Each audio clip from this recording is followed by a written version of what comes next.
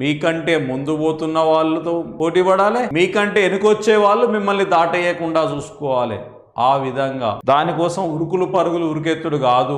ప్రతి అంశాన్ని క్షుణ్ణంగా పర్ఫెక్ట్గా అనలైజ్డ్గా వాడు ఎట్లా కంపేర్ చేసి ఇచ్చినా కూడా రాసే విధంగా అప్లికేషన్ పాయింట్ ఆఫ్ వ్యూలో చదివే ప్రయత్నం చేయాలి. ఆల్రెడీ ఇప్పటికే చదివి ఉన్నాం సార్, ఇంకా ఏం చదవాలి అని అంటే ప్రాక్టీస్ చేయాలి. ఎక్కువ బిట్స్ మీద కాన్సన్ట్రేట్ చేయాలి. ఏ బిట్ ఎలా వచ్చినా చేయగలిగే విధంగా ప్రాక్టీస్ చేయాలి.